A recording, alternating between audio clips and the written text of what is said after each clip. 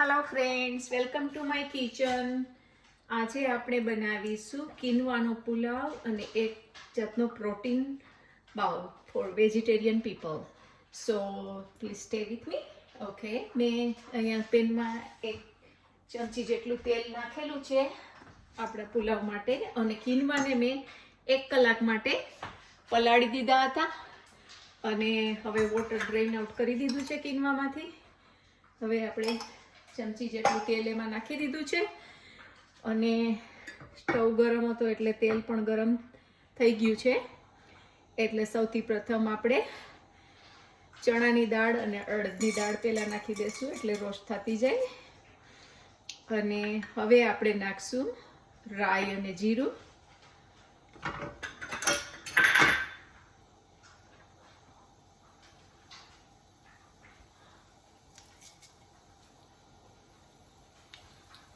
So we already added the oil in a pan, and then we add the mustard seed, jeera, chana dal, urad dal. Now we are going to add the peanut. હવે આપણે peanut નાખી દઈશું અને હવે આપણે એને roast કરી દઈએ.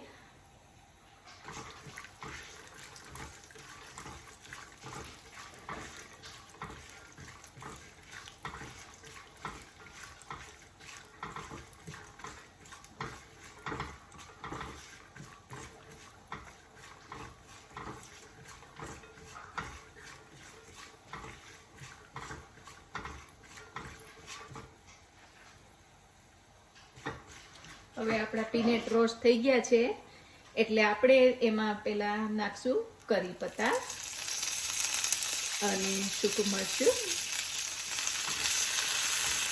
અને onion. Onion is optional. If you don't like onion, don't put the onion.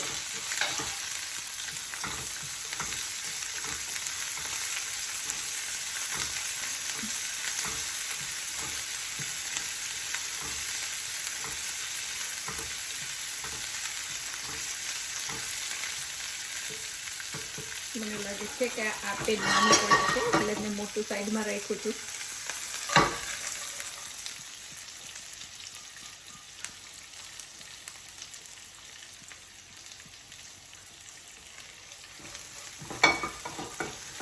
અને હવે આપણે નાખશું આ છે કેરેટ એન્ડ પીસ, વટાણા અને ગાજર. અને આ છે અડામે ઇઝ ગ્રીન સોયાબીન, અને એ બહુ પ્રોટીન એમાં પણ હોય છે. આપણે વેજીટેરિયન પ્રોટીન બાઉલ બનાવીએ છીએ એટલે એ નેસેસરી છે.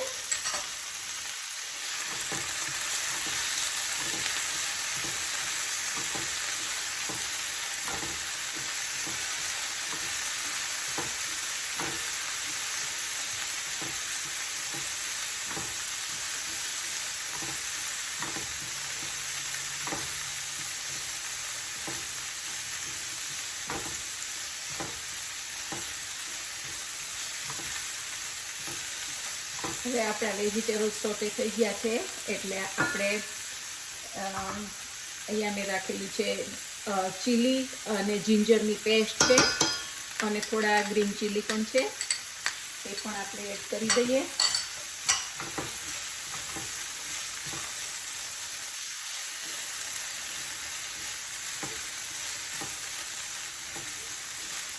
અને હવે આપણે આપણા કિનવા એડ કરી દઈશું એટલે કિનવા થોડા શેકાઈ જાય, રોસ્ટ થઈ જાય.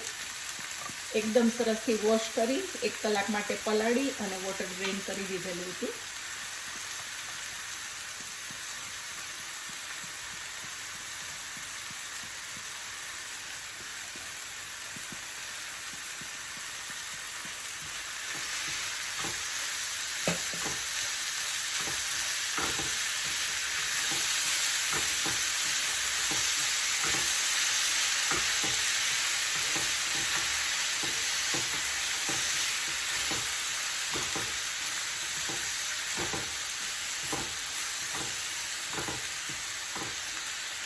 હવે આપણે આમાં પાણી એડ કરી દઈશું એટલે આપણા કિનવા કૂક થતા જાય.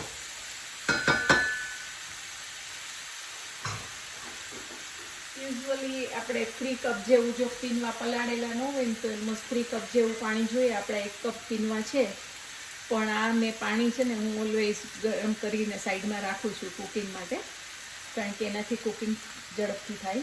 એટલે હવે આપણે એમાં 1.5 કપ જેટલું પાણી નાખશું.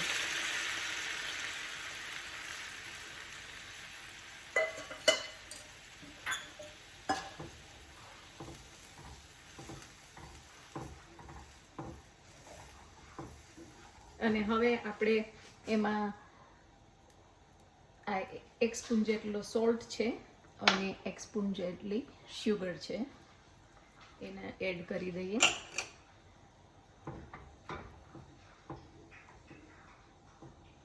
અને હવે આપણે વિલ ચેક બેક, આપણા સ્કિનમાં ચડી જાય એટલે પહેલાં આપણે હાઈ ફ્લેમ રાખશું અને જેવું ઉકળવા માંડે એટલે લો ફ્લેમ કરી નાખવાની. તો ફ્રેન્ડ્સ, હવે આપણે કિનવા આપણા ચડે છે ત્યાં સુધીમાં આપણે આપણી નેક્સ્ટ આઈટમની તૈયારી કરીએ. તો એના માટે મેં પેન મૂકી દીધું છે અને આ થોડા અસ્પાગરા છે, એમાં પણ બહુ જ પ્રોટીન રહેલું છે. આઈ થિંક આપણે ગુજરાતીમાં એને સતાવરી કહેવામાં આવે છે, આયુર્વેદમાં એનો સારો ઉપયોગ છે. અને એને થોડા ટમેટા આપણા વેજીટેબલ આપણા બોલ માટે સીઝ કરવા મૂકી દઉં છું.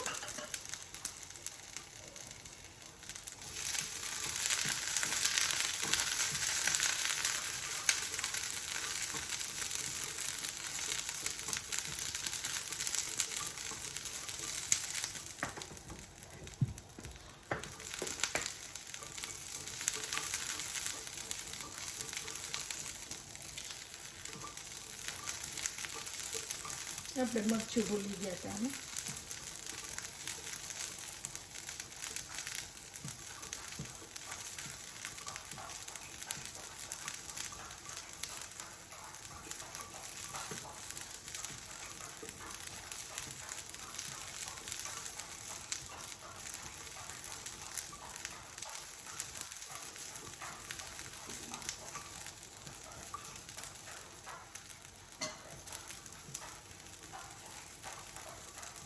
હવે આપણા ટમેટા અને અસ્પાગરા થોડા રોસ્ટ થઈ ગયા છે, એટલે આપણે એમાં થોડું ઓલિવ ઓઇલ ડ્રીઝલ કરી દઈએ.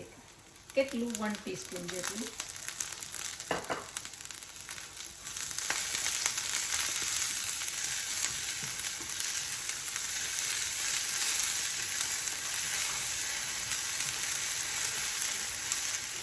અને હવે આપણે એમાં નાખશું થોડો ઓરેગનો.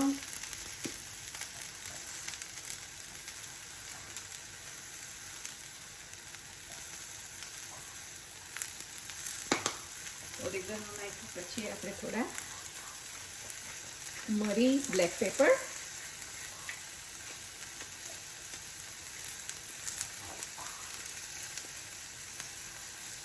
અને એના પછી આપણે નાખી દઈએ સી સોલ્ટ.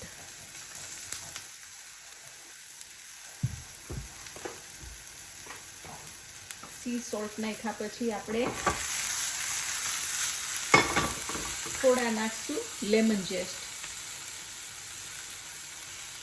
લેમન ઝેસ્ટ આપણે આ જે લીંબુ છે ને એની જે સ્કીન છે ને એને થોડી ક્રશ કરી દે, આ રીતે સ્પ્રેડ કરી દેવાની એટલે સરસ ટેસ્ટ આવે. અને થોડું લીંબુ પણ આપણે એમાં નીચોવી દઈશું.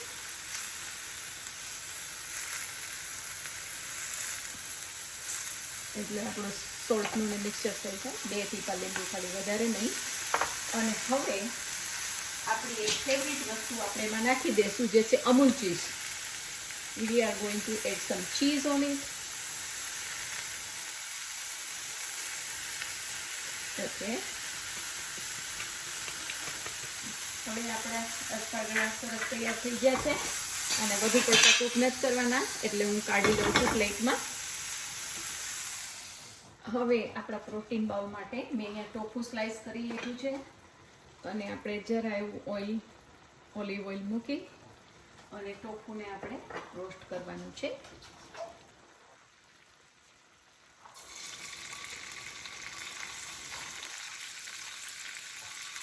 એટલે ટોફુની સ્ટીક આપણે થઈ જશે સાઈડમાં તૈયાર.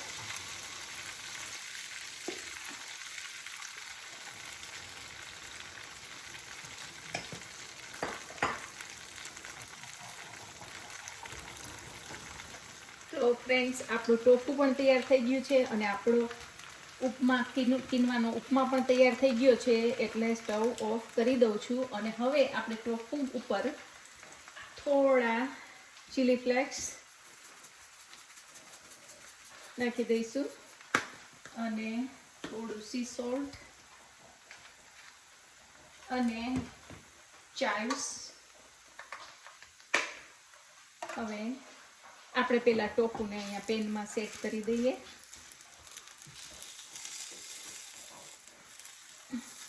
એ આપણી પ્રોટીન સ્ટીક છે.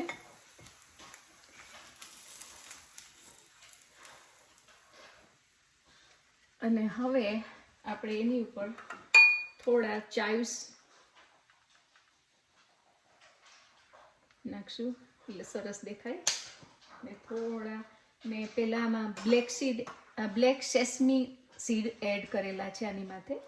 અને હવે આપણે આપણું કોથમરી નાખી દઈએ, સિલાંતરું, અને હવે આપણે પ્લેટમાં કાઢી લઈએ. તો ફ્રેન્ડ્સ તમે જોઈ શકો છો આપણો કિનવાનું ઉપમા તૈયાર થઈ ગયો છે. મેં એમાં લીમન પણ સ્વીચ કરી દીધું હતું અને અહીંયા એડ કરી દીધો છે પ્લેટમાં. અને જુઓ કિનવા પણ એકદમ પ્રોટીનયુક્ત છે અને ટોફુ પણ એકદમ પ્રોટીન ભરેલું પ્રોટીન જ છે અને અસ્પાગળા એ પણ પ્રોટીનવાળા છે. એટલે આ આપણો vegetarian protein bowl che, except cheese, it's a vegan protein bowl. So thank you for watching. Please try it at home. Like, share and subscribe my channel, and I'll see you next time. Bye bye.